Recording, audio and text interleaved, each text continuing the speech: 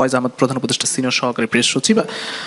অনেকগুলো প্রশ্ন, সেটা হচ্ছে যে বিকাশ নম্বর সংগ্রহ দলগুলোর, মানে এটি কি নির্বাচনের পরিবেশকে নষ্ট করে কিনা, ভোটারদের এলাকা পরিবর্তন, এবং সবচেয়ে বড় অভিযোগ যেটা প্রবাসীদের পোস্টাল ব্যালট নিয়ে একটি অভিযোগ রয়েছে, অনেকগুলো ব্যালট একজনের কাছে চলে যাওয়া, এরকম অনেকগুলো ঘটনা। কি বলবেন এসব অভিযোগের বিষয়ে? নির্বাচনের পরিবেশটা কি মানে শঙ্কা তৈরি করে কিনা এগুলো? ধন্যবাদ। বিশেষ করে আপনি যেগুলি আমার জন্য প্রশ্ন আকারে দিলেন তার অনেকগুলি ইনপুট ফ্রম আজিজ ভাই। যে কোনো শোতে আজিজ ভাই আর আমি পাশাপাশি বসলে আমার নিজের জন্য নিজের মায়া লাগে, কারণ আমাদের মায়েরা, বোনেরা বা আমরা যারা রান্নাবান্না করতে পারি, পছন্দ করি, তারা যখন আলু কাটতে নেই, আলু যদি খানিকটা পচা হয় সেটুকু কেটে বাকিটা আমরা ইউজ করি, কিন্তু পুরো আলু যদি পচা হয় তখন সেটা পুরোটাই ফেলে দিতে হয়। আজিজ ভাই যখন বিভিন্ন বিষয়ে অভিযোগ করছিলেন, আনফর্চুনেটলি এর কয়েকটি বিষয়ে আমার রেসপন্স করার কোনো সুযোগ নেই, বিকজ এটা পলিটিক্যাল পার্টি বা তাদের আলাপ আলোচনার বিষয়। সরকারেরও কিছু বিষয় নিয়ে যখন বলছিলেন বা ইলেকশন কমিশনের কিছু বিষয় বলছিলেন বা প্রচলিত কিছু আলাপ আলোচনার প্রেক্ষিতে যখন বলছিলেন, তখন প্রথম দিকে আমি নোট নিচ্ছিলাম, এটার একটা রেসপন্স আছে, পরে আরেকটা নোট নিলাম, এটারও একটা রেসপন্স আছে, নিতে নিতে এক পর্যায়ে আমার কাছে মনে হলো পুরো আলুটাই তো ফেলে দিতে হচ্ছে। আমি খুবই সরি। দেখেন, ধরেন আলোচনার খুব হালকা জায়গা থেকে যদি শুরু করি, বলতে বলতে আজিজ ভাই এমনও বলে ফেলছিলেন যে বাংলাদেশের পলিটিক্সের ট্রেডিশন হচ্ছে মাজার থেকে প্রচারণা শুরু করা, কোনো একদল যায় নাই কেন। মানে এটা আমি রেসপন্স করছি না, বাট আমি বলছি যে আমাদের আলোচনার মেরিটটা এই জায়গা পর্যন্ত উঠেছে অথবা নেমেছে। 84টা সংস্কার প্রস্তাব 4টা প্রশ্নের মধ্যে নিয়ে আসা হয়েছে। ভুল তথ্য, এটাকে বিকৃত নয়, ভুল বলছি, কারেকশন করে দিলাম, এটা 48টা এবং সংবিধান সংশ্লিষ্ট পার্টিকুলারলি। তরুণ টোটাল সংস্কার 40টা, মৌলিক সংস্কার হচ্ছে দাঁড় করা হয়েছে ওইটা। আচ্ছা, ভুলকে আবার ভুল করেন না, অসুবিধা নেই, ভুলের ভুল হয়ে যাবে, বাদ দেন।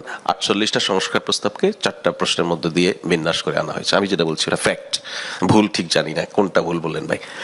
ওকে, তরুণদের অনেকে জিতবে প্রধান উপদেষ্টা বলেছেন, ট্রু, প্রধান উপদেষ্টা বলেছেন। পার্টিকুলারলি একটা প্রোগ্রাম যেটা তরুণদেরই একটা প্রোগ্রাম, ইউনিভার্সিটি মঞ্জুরি কমিশনের একটা প্রোগ্রাম ছিল, উনি বলেন যে আমি যে আজকে এখানে আসা, এখানে কথা বলা, এইটা এই আপনারা যারা তরুণ আছেন তাদের জন্য সম্ভব হয়েছে।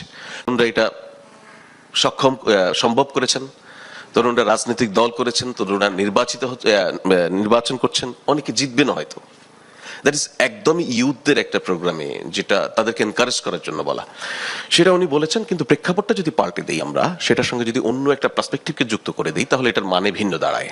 আর এটার সঙ্গে ভাই যুক্ত করেছেন যে অনেকে মন্ত্রীও হবেন, এটা উনি বলেননি।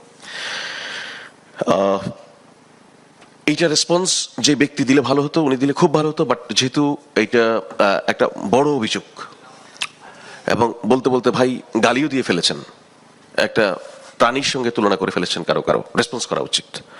এটা রেসপন্স করব আমি আজিজ ভাইয়ের একজন ছোট ভাই হিসেবে। পেশার আজিজ ভাই সিনিয়র সাংবাদিক, ওনাকে দেখে আমরা শিখি।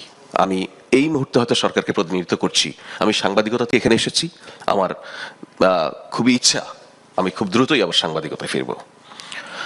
আজিজ ভাই বলছেন যে একজন নেতা, একটি দলের নাম নিয়ে বলেছেন, একজন নেতা তার বাবা বলেছেন আমার ছেলে অভ্যুত্থানের নেতৃত্ব দিয়েছে, 11টি খুন করে হলেও তাকে জেতাতে হবে। এটা বলতে বলতে গিয়ে ওই নেতাকে উনি গালি দিয়েছেন, একটা তাকে হারাতে হবে এটাও বলেছেন, অথচ ওই নেতার ওই লোক বাবাই না। এটা একটা ভুয়া ভিডিও একজনের নামে চালিয়ে দেওয়া হয়েছে। তো আমি প্রত্যাশা করব যে সাংবাদিক হিসেবে আমরা যেটা করি, সোশ্যাল মিডিয়া স্পেসে অনেক কিছু আসবে, আমরা ক্ষুদ্র মানুষ, আমরা বললে খুব বেশি হয়তো অসুবিধা নেই, কিন্তু আজিজ ভাইদের মতো লোকেরা যারা সিনিয়র সাংবাদিক, যারা প্রাজ্ঞ মানুষ, যাদের কথার আলাদা গুরুত্ব সোসাইটিতে আছে, যেটা স্প্রেড করে একদম প্রান্তিক পর্যায়ে পর্যন্ত, ওনারা যখন বলবেন তখন আর একটু খোঁজ খবর নিয়ে বলবেন।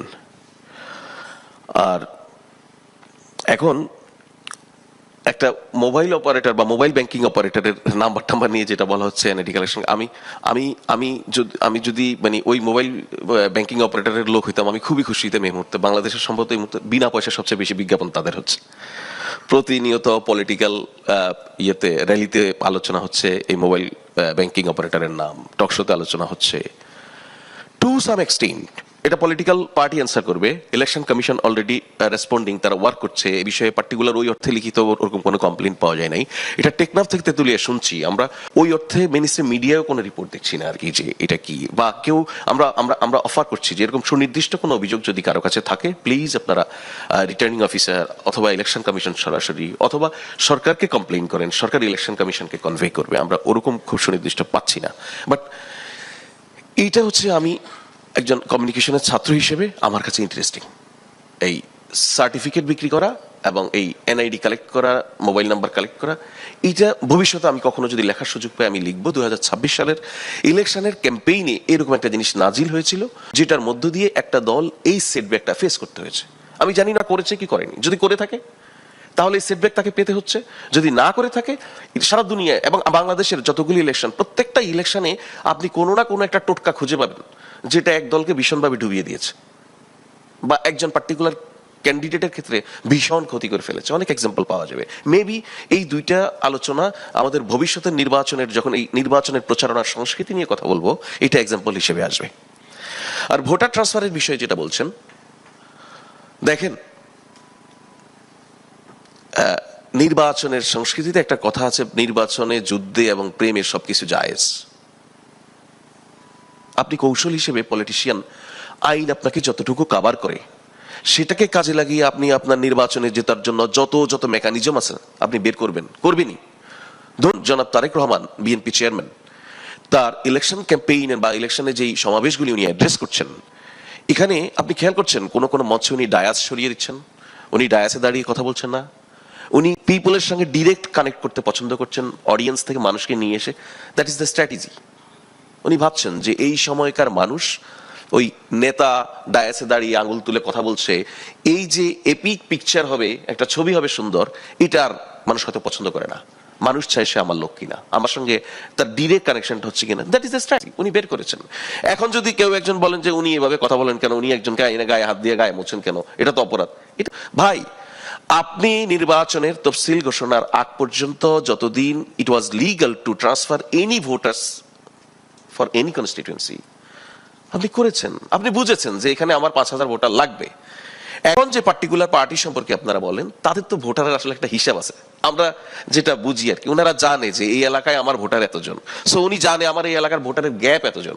আনফরচুনেটলি এটা বিএনপি বা আওয়ামী লীগ জাতীয় পার্টি এই ধরনের পলিটিক্যাল পার্টিগুলিকে যদি আপনি বলেন, সে বলতে পারবে না এটা, সে তো জানে না, লিস্টেড না তো তার ভোটার।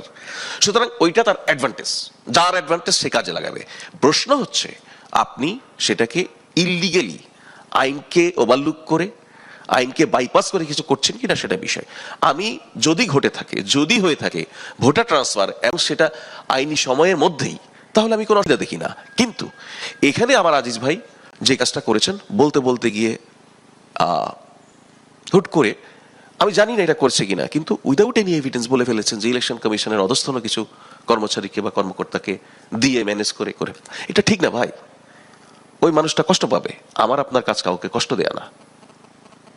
আপনার কাছে যদি সত্যি এমন ঘটনা থাকে, আপনি একটা কাগজের সম্পাদক, আপনি রিপোর্ট করেন, ব্যবস্থা নেওয়ার ব্যবস্থা করেন। শুধু একটা ব্লেম দেওয়ার জন্য দেয়া, একটা জিনিস বলার জন্য বলা, এটার মধ্য দিয়ে মানুষকে আহত করা উচিত না। এটা আপনি আমি কেউ করতে পারি না। এবং আমার কথা যদি এই মুহূর্তে আজিজ ভাই আহত হয়ে থাকেন, আমি খুবই দুঃখিত।